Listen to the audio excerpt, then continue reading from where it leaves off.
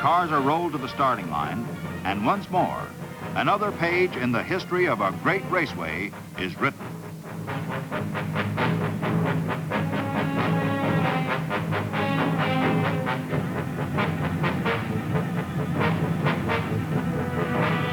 At the pole position, Ed Pagan in number 45, fastest qualifier of the first day. In the center of the first row, Fireball Roberts, number 22, fastest qualifier of the entire field.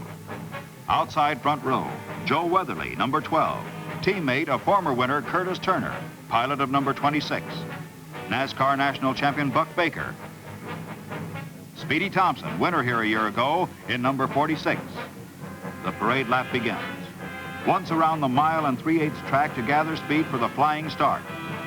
The next time they come past this starting line, they will be traveling better than 100 miles an hour. These men and machines are not alone. They are carrying with them the hopes and dreams and drivers who have challenged the Darlington Raceway through the years. This race, this 500-mile classic, has grown because men have always searched for the faster way around. They move into the first turn, the greatest assembly of stock car auto racing equipment ever to compete in a Southern 500.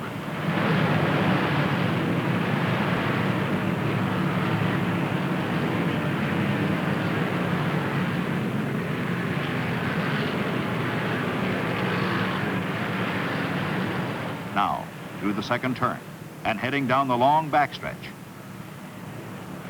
Half the pits have been placed here to give the fans in both grandstands a view of the split-second mechanical work.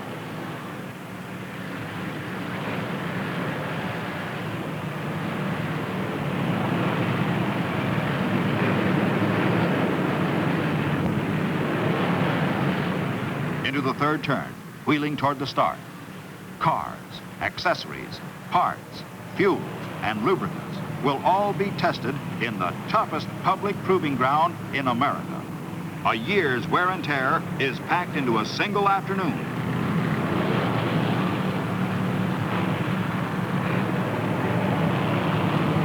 The fourth turn. Here they come.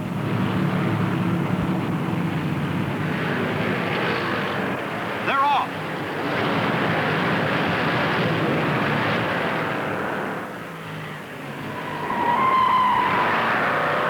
Coming off the first turn, Joe Weatherly, number 12 Ford, booms into the lead. It's Weatherly in front and building his lead as the pack moves through the second turn into the backstretch.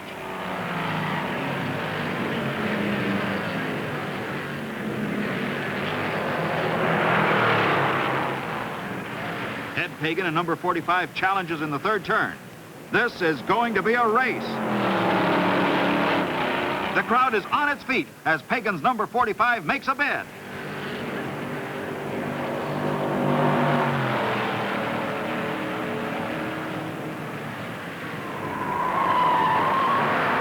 Pagan's Ford grabs the lead as the field strings out, pacing themselves for the long grind ahead. Speed for the first lap is 115 miles an hour.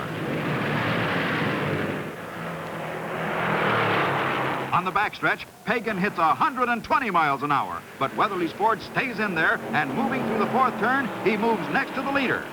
On the front stretch, he's fender to fender with Pagan as they overtake slower cars already one lap behind. Weatherly takes back the lead. Look at that boy run.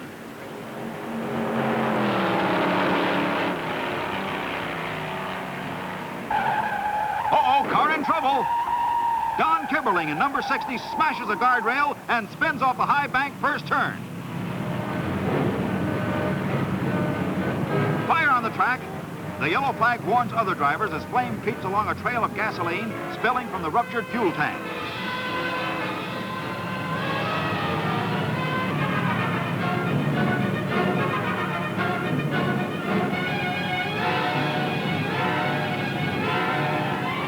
The fire's under control, and safety crews work to clean the track surface of oil and fuel.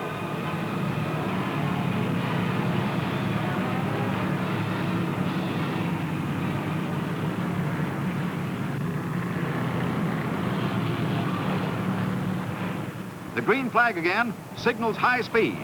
but the first 20 laps have been too much for some cars.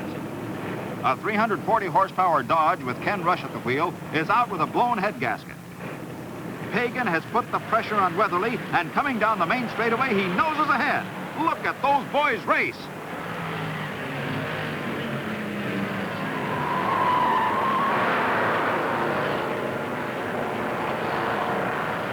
Turner in number 26 pours on the coal in third place, with Joe Eubanks in number 6 right behind him in fourth.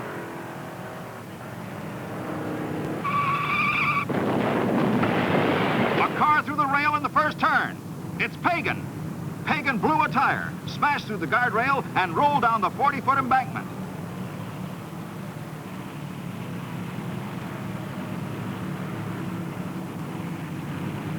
Signals from the safety crews slowed the race. Pagan's car rolled end over end after blasting through the heavy steel retaining fence, yet Pagan is unhurt.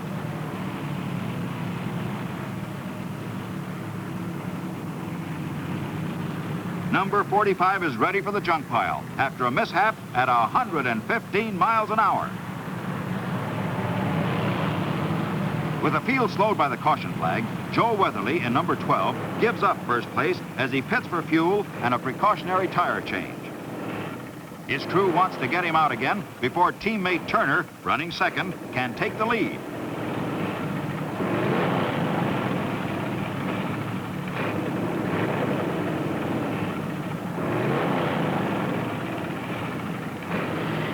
There's the green, and Turner's number 26 comes storming out of the fourth turn to take first place.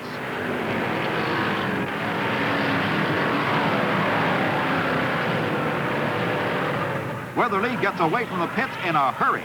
With 350 miles to go, it's still anybody's race. On the backstretch, Fireball Roberts eases into the pits for fuel and fresh tires. His smooth, fast pace has kept him in third place. The fastest qualifier of all 48 starters, he has kept within striking distance of the leaders without straining his car. Curtis Turner, winner in 1956, is burning up the track at 120 miles an hour. Fireball Roberts, charging back from his pit stop, turns the track at a steady 43.5 seconds, 113 miles an hour. But that's more than some cars can do. 20 feet of guardrail disappear in a cloud of dust as Eddie Gray loses control in the first turn. He's all right. Auto racing safety equipment kept him from injury. Joe Weatherly, in number 12 Ford, pits for the second time within 100 miles. His car isn't handling right. And there is his teammate, Curtis Turner. Only serious mechanical difficulty would pull both front-running team cars to the pits in the same lap. Weatherly's number 12 gets away, but his car still doesn't seem to be running right.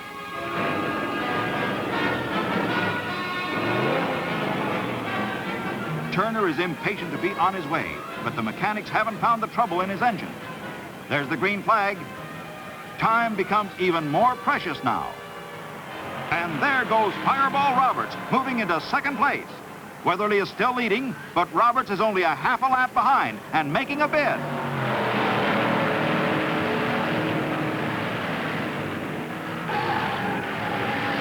Suddenly, 2 tons of automobile traveling 115 miles an hour disappears from sight.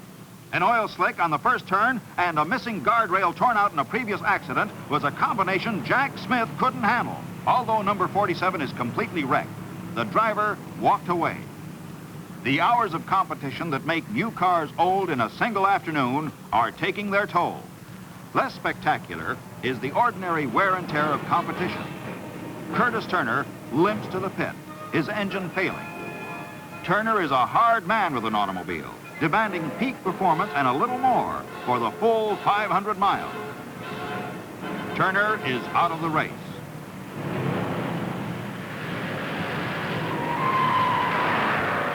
Fireball Roberts in second place is pushing Weatherly to a showdown.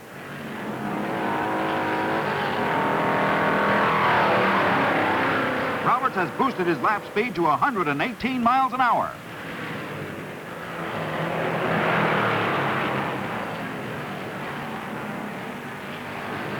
Weatherly into the pits again. Does he need fuel or is it trouble?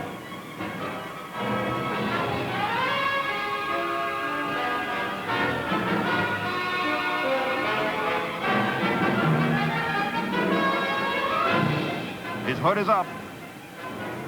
Roberts' pressure, plus Weatherly's early laps at 120 miles an hour, have been too much for the automobile. As Weatherly's pit crew worked frantically to locate the trouble, Roberts in number 22 picks up a full lap lead. Weatherly is out of the race.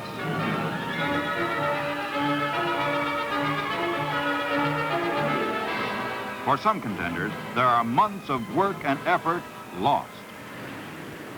Right on schedule, Roberts comes through the first turn like a familiar freight train. He's more than a full lap ahead of the competition and setting his throttle for a new 500-mile record.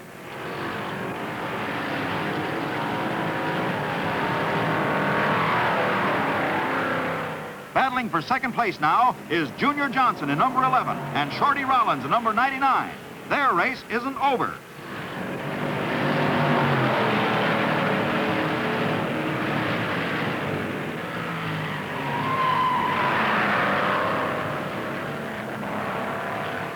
Buck Baker, former national champion and a smooth driver, eases into second place.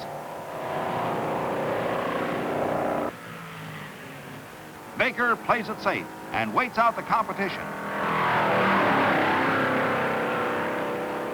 Fireball Roberts has victory in sight. He stands on the throttle in the high bank groove. His average speed for the distance is almost 102 miles an hour.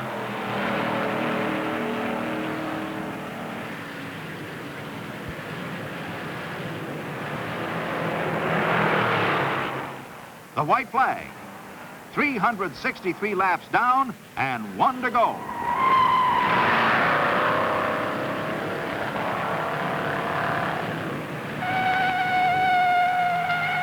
That's the end of the race for Herman Bean. This pit stop is the last one today, and one the fans will long remember. Roberts is wheeling through the last mile smoothly and steadily. After 4.5 hours of racing, his car is almost a year old.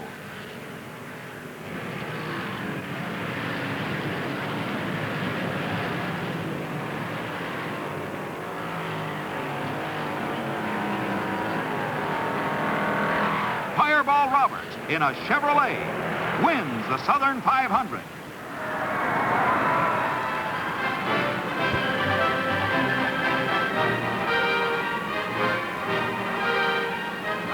Fireball stops at his pit to share the winner's glory with his crew, the men that helped make it all possible.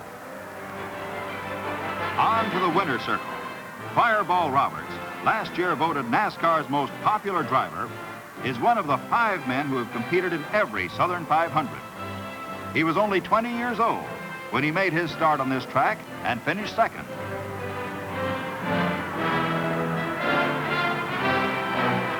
Roberts' purse is more than $13,000, the largest slice of the largest purse ever offered in stock car auto racing.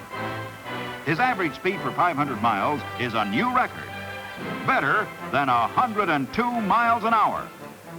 For 500 miles, Fireball Roberts walked the tightrope. He pushed his car and himself to the ragged edge of endurance, but never beyond.